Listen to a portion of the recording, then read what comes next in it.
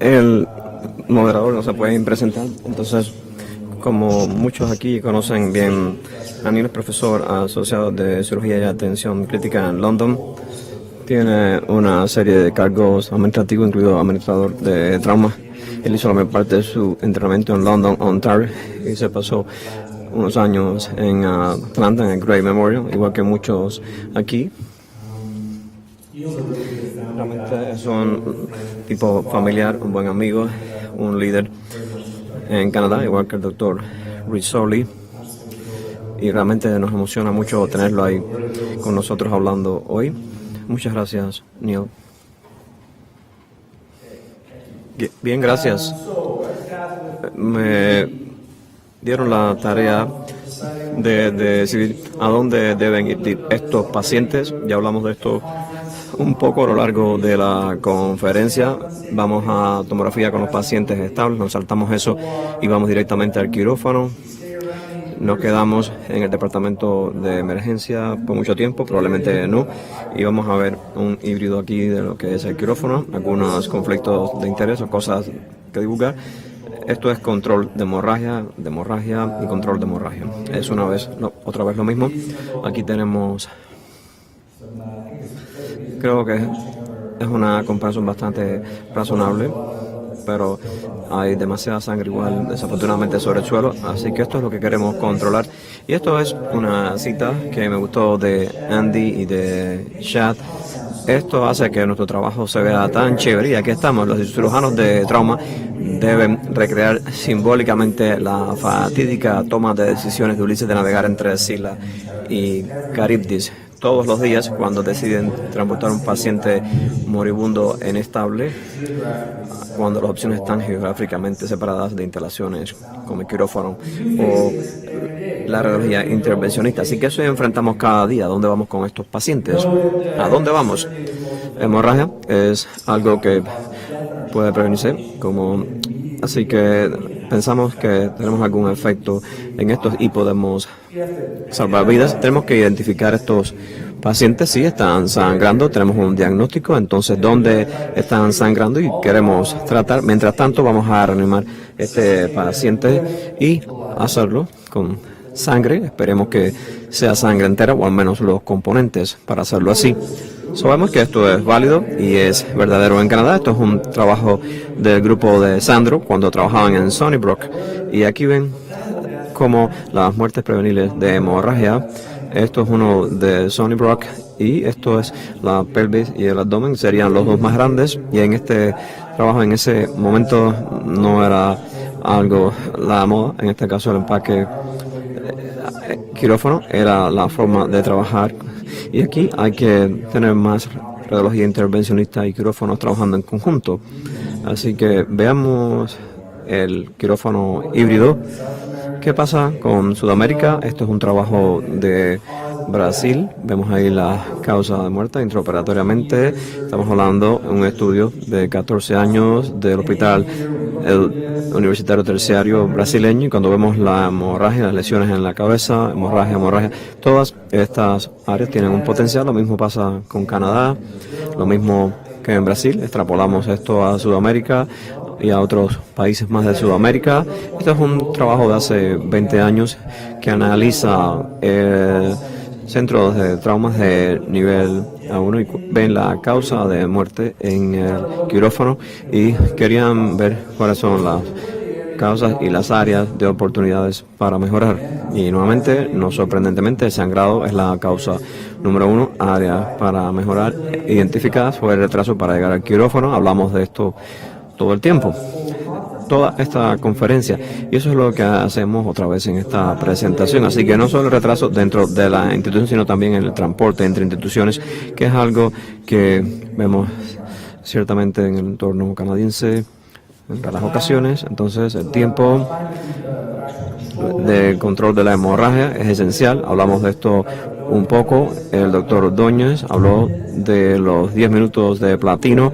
Se habla de la hora dorada, que quizás sea algo más bien histórico, pero el retraso a la intervención de los pacientes con lesiones abdominales tiene por cada 3 minutos que se retrasa tiene un 1% más de mortalidad. Esa cifra realmente es abrumadora, pero hay más evidencia que dice que tiene que controlar la hemorragia. Entonces, ¿a dónde vamos primero? Esa es la pregunta. Vamos a la sala de emergencia.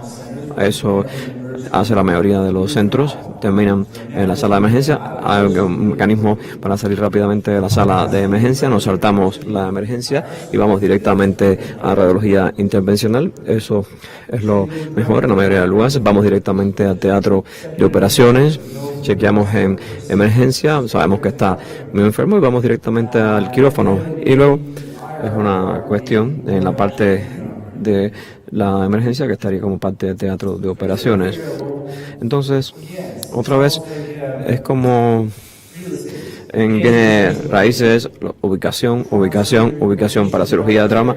Es muy importante la ubicación, pero también los recursos son importantes, no solo los físicos, sino también el personal. Así que aquí tenemos muchas modalidades diferentes que se pueden utilizar para controlar la hemorragia, y el tiempo es una variable, por supuesto, es diferente en cada lugar. Si vemos el departamento de emergencia, podemos tener la mayoría de estas cosas. En el quirófano quizás no lo tengamos tan cerca. La radiología intervencionista, sí, podemos tener también muchas de estas cosas, y es importante en este caso en la emergencia dar un paso atrás y ver la importancia de contar con un acceso cercano, listo y disponible. En la sala de operaciones podemos hacer casi todas estas cosas. Algunos tienen imágenes más avanzadas, pero pueden traer la radiología intervencionista al quirófano si no cuentan con una suite híbrida, pero luego tenemos esta suite híbrida que sería la panacea, y eso es lo que queremos buscar. En este caso podríamos hacerlo todo lo necesario. Podemos identificar el paciente en shock hemorrágico donde necesita intervenir para salvarle la vida, y puede obtener todo lo que necesita en ese quirófano híbrido. Vamos a regresar a eso después. Entonces, en la sala de emergencia necesita los recursos adecuados, necesita contar con una buena ubicación, como el doctor Ordóñez mencionaba antes.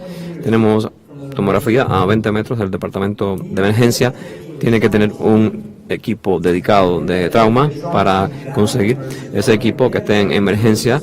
Otra vez, los recursos correctos y la activación, los criterios de activación del equipo de trauma. Algo muy intuitivo. Por supuesto que tenemos un criterio de activación del equipo de trauma. Ese es lo que hace el equipo de trauma. Pero es increíble cuando vemos la bibliografía y tratamos de determinar cuáles son los criterios estandarizados de activación que funcionan en todas partes. Así que uno de nuestros colegas en JPACE vio esto, y eso lo publicó recientemente, pero es una revisión sistemática de los criterios de activación del equipo de trauma. Hubo casi unas 40 observaciones, estudios de todo el mundo.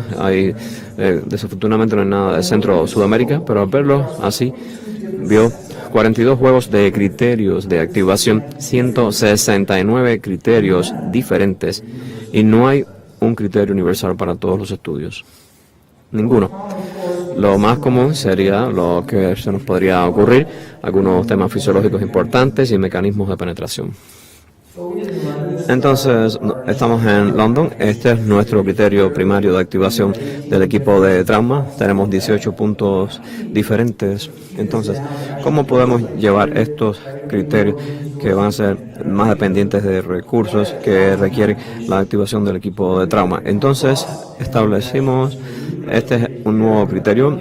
Voy a mostrarles cómo hicimos esto en London. Así que comenzamos a recopilar información para ver todos los criterios de activación.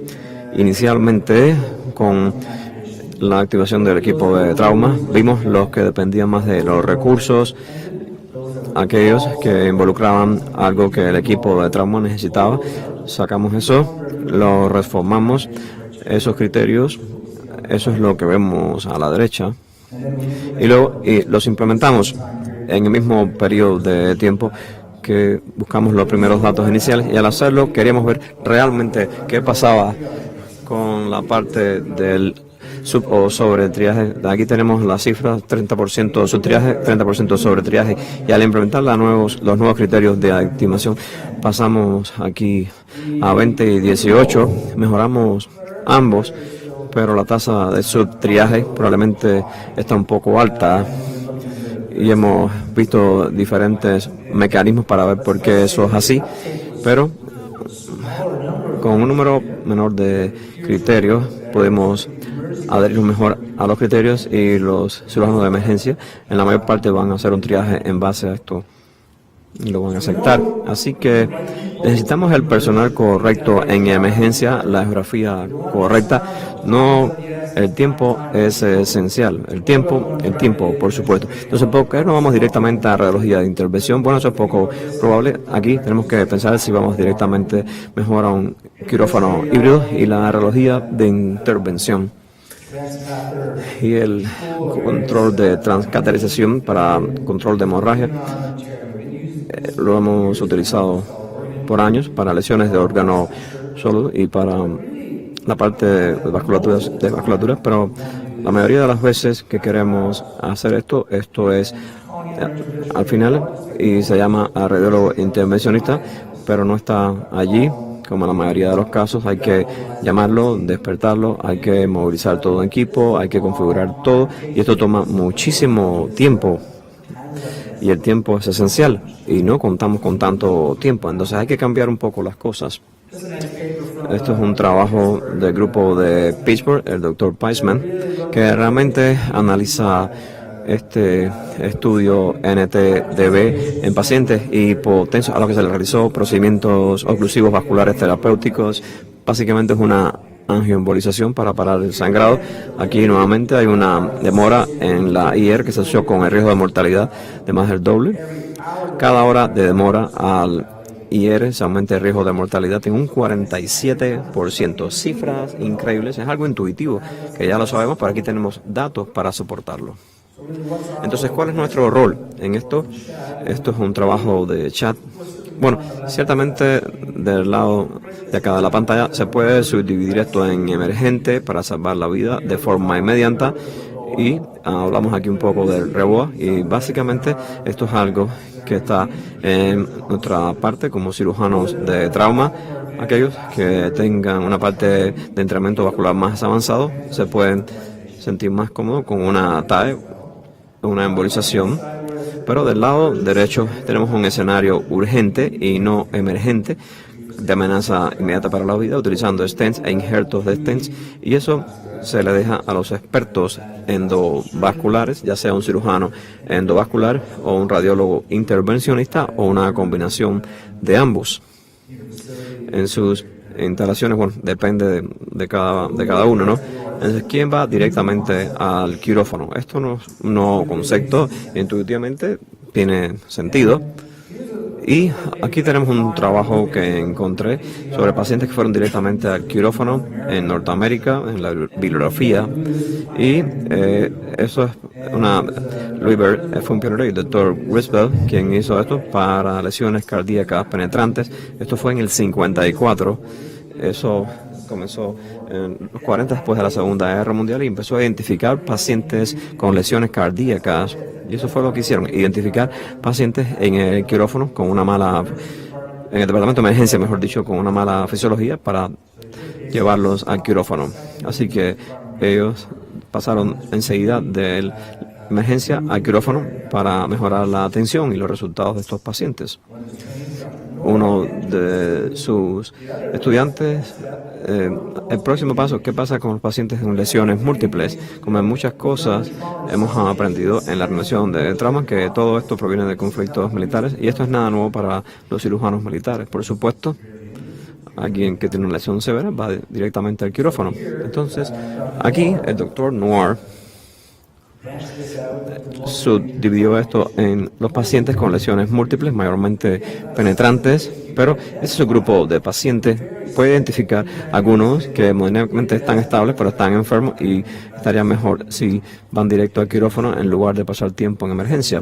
Así que intuitivamente esto tiene sentido, pero cuando trata de implementarlo, logísticamente es muy difícil.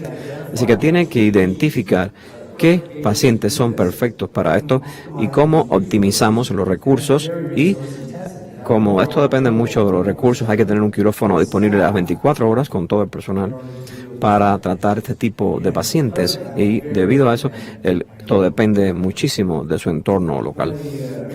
Uno de los hospitales americanos que tiene más experiencia con esto está en Portland, y hay un trabajo muy bueno al respecto, con una década de experiencia desde el 2000 al 2009, y en su hospital ellos tienen 1.400 admisiones directas y 5% de todas estas traumas. Así que nuevamente no es una cantidad enorme de pacientes que ven, 5% de todas las admisiones, la mitad penetrante. Lo interesante es que solo 16% clasifica como hipotensos, solo 16% con una presión menor a 90. Estas son las indicaciones. Si ven, personal, son 12 personas listas para funcionar el quirófano, y las indicaciones son bastante amplias, no definitivas, esto o aquello. Lo que sí tienen es una disposición geográfica muy buena. Entras por emergencia, tienes la bahía de trauma, tienes una tomografía del otro lado del pasillo, de ahí pasas a uno de 2 quirófanos. Así que estos quirófanos son una extensión de la sala de reanimación. Tú estás en el quirófano y estás allí si necesitas. Y ellos descubrieron que la dificultad está al comparar estas 3 metodologías, pero en general cuando ven esto en este periodo de tiempo, tiene un 15% de reducción de mortalidad de aquellos pacientes que fueron directamente al quirófano cuando se compara a la metodología Trish. En este caso la supervivencia hubiera sido diferente si no hubieran hecho esto, así que concluyeron que salvaron vidas al ir directamente al quirófano. La mayoría de los centros de trauma no tienen una política bien establecida para pasar directo al quirófano. Hay un debate sobre la rentabilidad y sostenibilidad de esto, y nuevamente la mayoría de estos datos utilizan la metodología TRIS, que nuevamente se puede argumentar y debatir, pero bueno, es lo único que realmente permite comparar las cosas respecto a los datos de mortalidad. Ahora, ¿qué pasa con el quirófano híbrido? Se escucha chévere. Aquí puede hacer procedimientos percutáneos en la misma ubicación física, con reanimación en marcha e intervenciones abiertas, con una UCI buena, o sea, cubre todo el espectro: diagnóstico, investigación y tratamiento. O sea, todo en un mismo sitio. Entonces vamos a ver esto más probablemente con los quirófanos vasculares dedicados.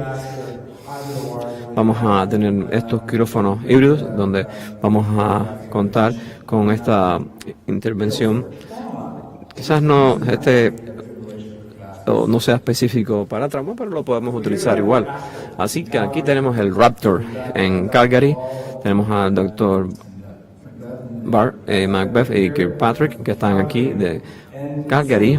Así que para aquellos que no conocen, Calgary está en la parte occidental del país, en Alberta, una provincia muy rica, fundamentalmente del petróleo. Todavía sigue siendo rica, y este es uno de los primeros quirófanos híbridos dedicados para trauma en el mundo.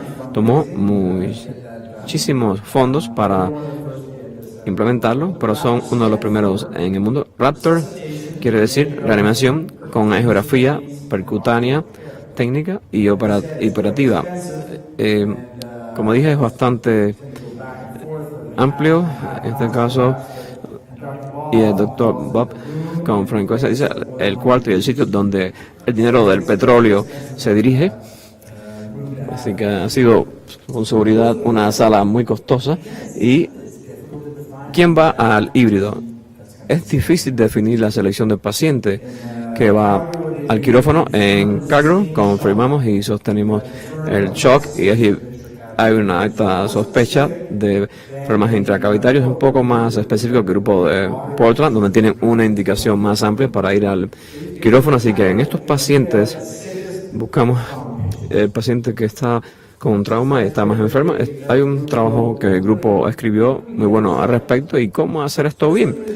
Entonces, esto es un estudio retrospectivo de los pacientes enfermos con trauma.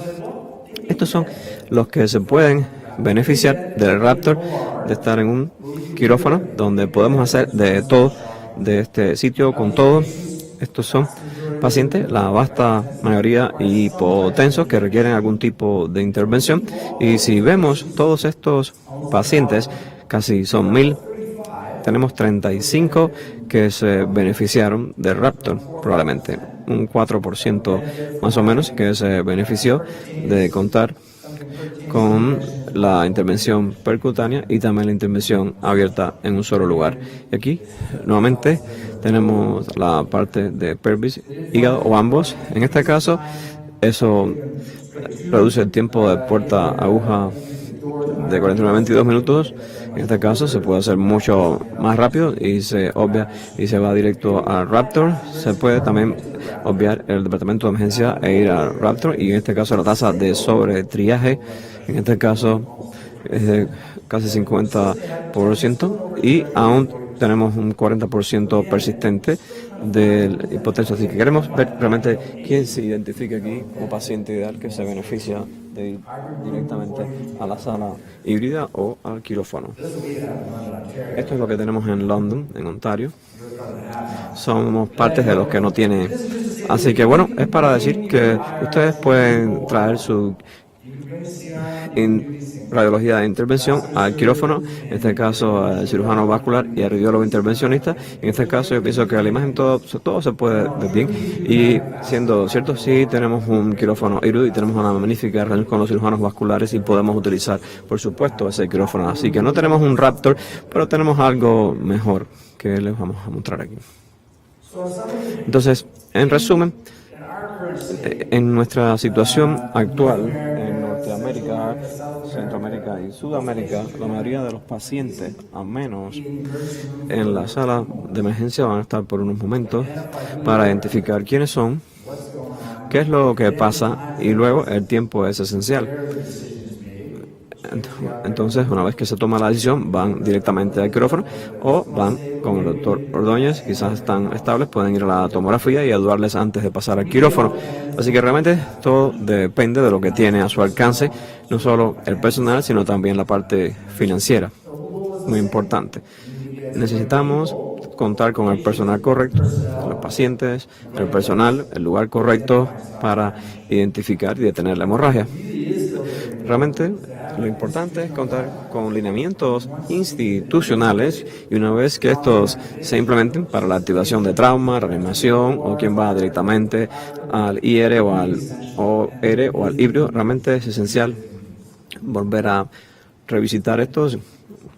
Gracias, eso es todo.